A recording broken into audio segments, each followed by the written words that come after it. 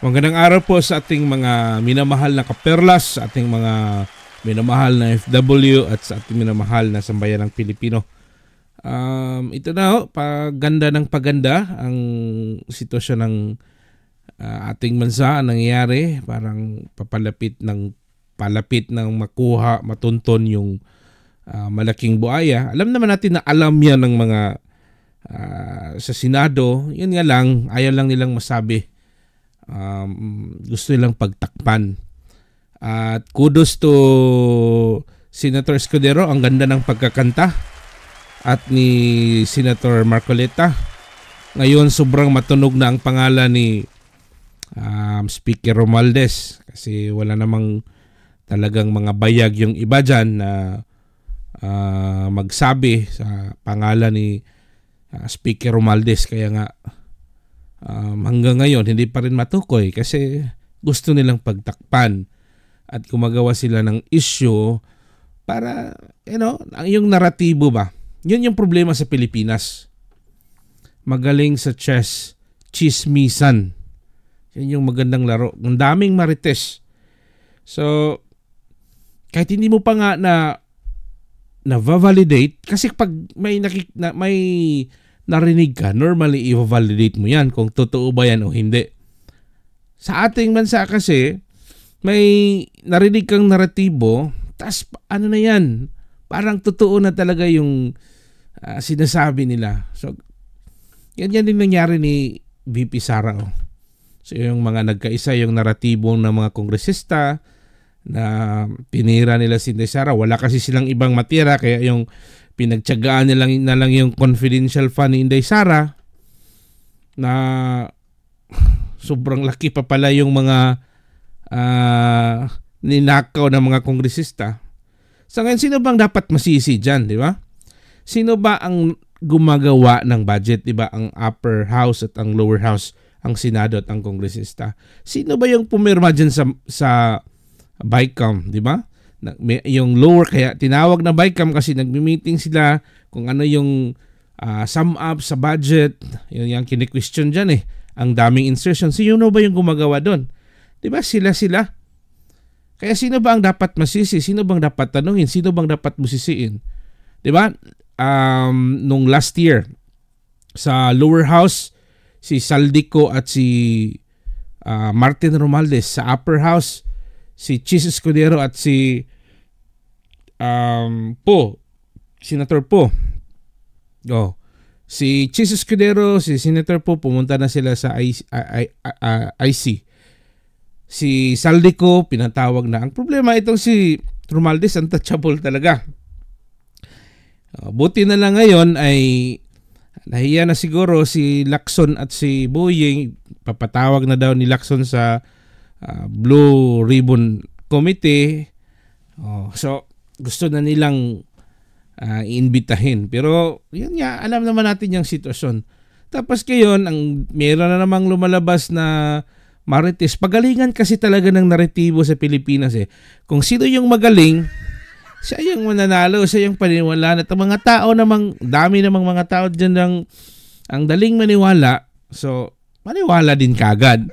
Yun yung problema sa ating bansa. So katulad na lang nitong issue ng Marcoleta na pinipilit talaga nilang ikonekta ang Marcoleta sa mga diskaya.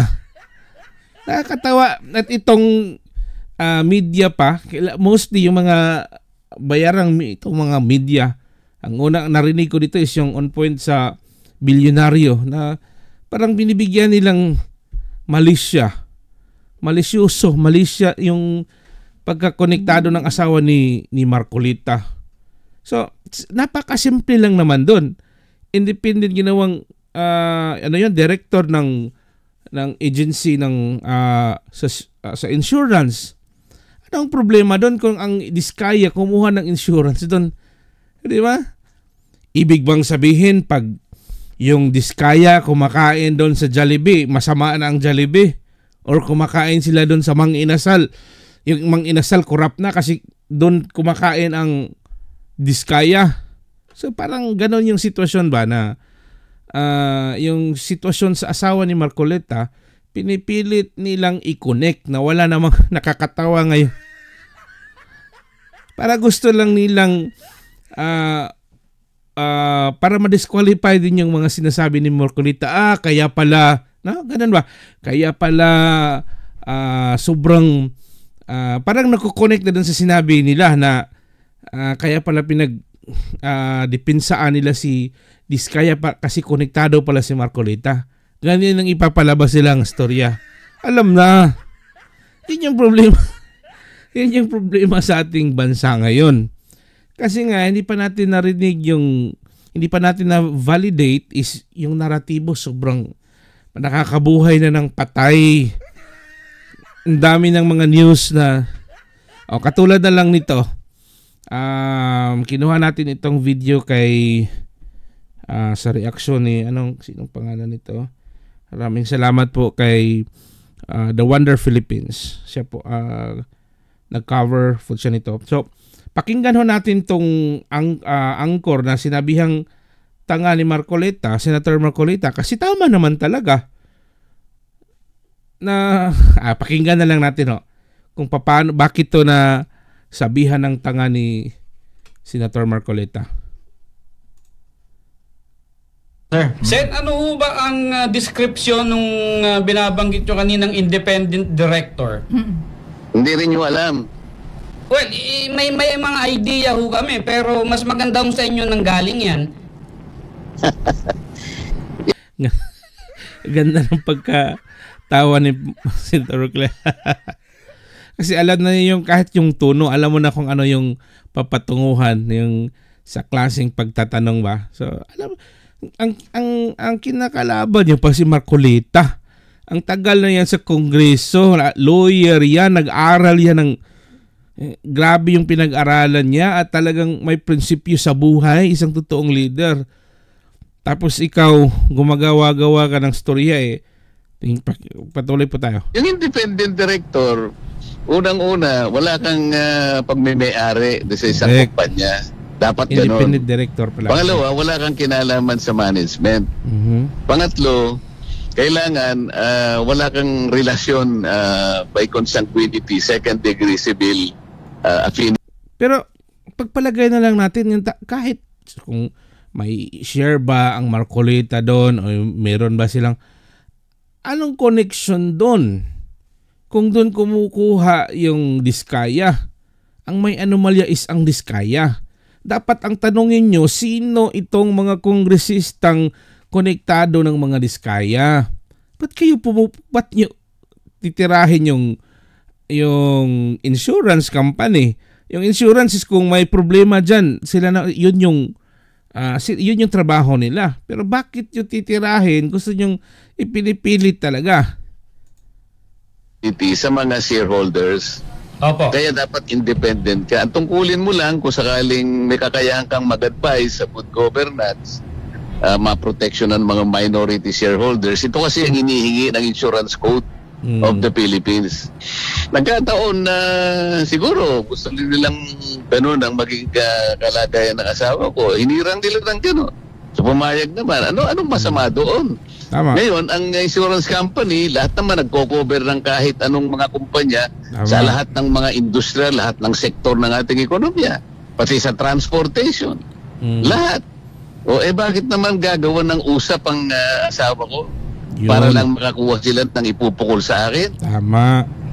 Pero hindi ganyan nakarumi. Hindi ho ba dapat, Senator, manggaling din sa inyo ang delikadesa na, yung asawa ko, nito kumbaga nagsiservisyo dito, meron siyang, kumbaga, transaksyon dito, hindi kaya marapat na ako dumistansya muna? Sino?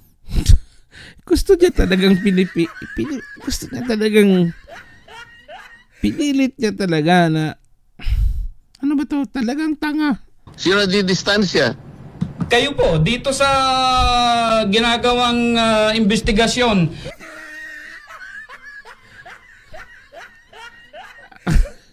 Anong connection doon? May kasalanan na ba ang asawa ni Marcolita? O si Senator Marcolita may kasalanan na ba? Ba't ba didistansya? sa Bakit? Senado. Meron ba akong kinalaman dun sa mga insurance companies?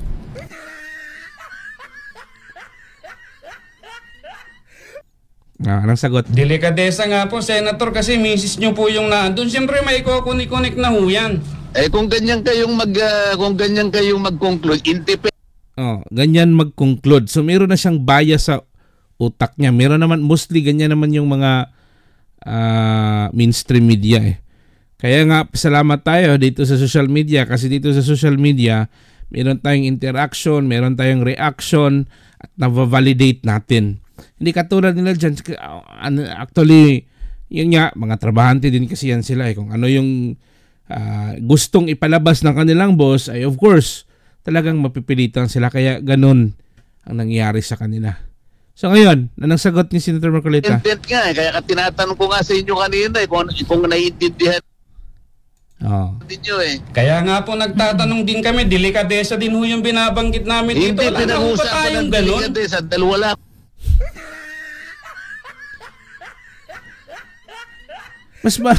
Mas marunong ka pa ni Senator Marcolita. Senator ni Marcolita. Ano ka, konsensya ka ni Marcolita?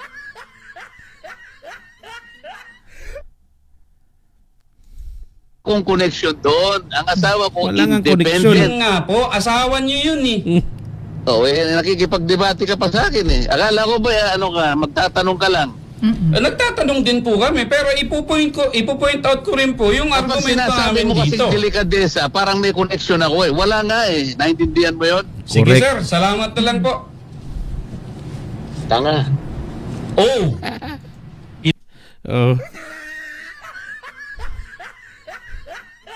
Tama lang sa iyo.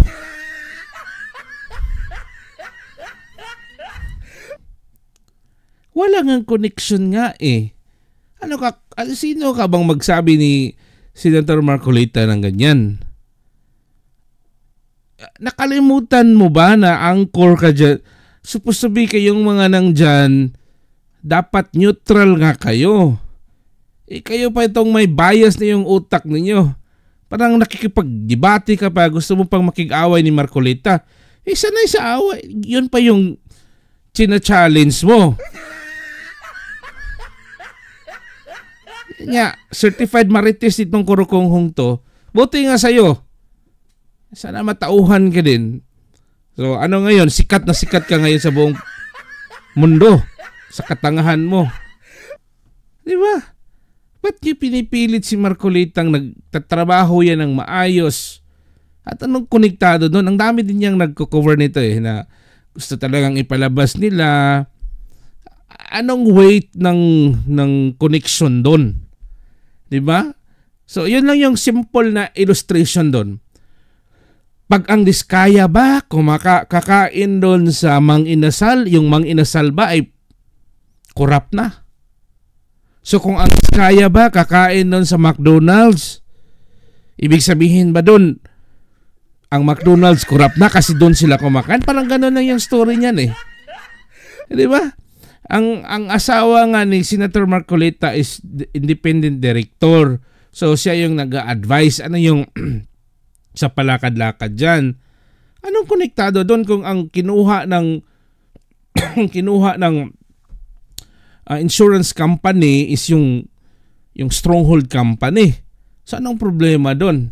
Parang ikaw yata ang may problema. Yun yung isang magandang example dito na ang batas natin, ang sistema ng ating gobyerno, walang problema. Ang may problema is itong mga taong hindi sumusunod sa batas, ang titigas ng ulo, parang ipalabas nila na sila yung batas, binibend nila yung batas, pinapalitan nila yung batas, para lang makuha nila kung ano yung gusto nila. Ngayon po ang nangyayari sa ating bansa, kaya naturuan to sana na buksan niya yung isipan niya na as anchor ka, pinag-aralan nyo yun, aywan ko kung ano ba to, so dapat neutral ka kasi hindi ka politician ba yung tinatrabahoan mo dyan, kasi may-ari ba ang politik, depende kung ganun nga lang. So yun nga, dapat neutral kayo. So, yun po. Maraming salamat po sa ating mga kaperlas, sa ating mga mahal na OFW, sa ating sambayan ng Pilipino. Ito po si Kaperlas Trane, ang iyong lingkod. Palagi nating tandaan, ang Diyos ay nandyan lang. God bless everyone.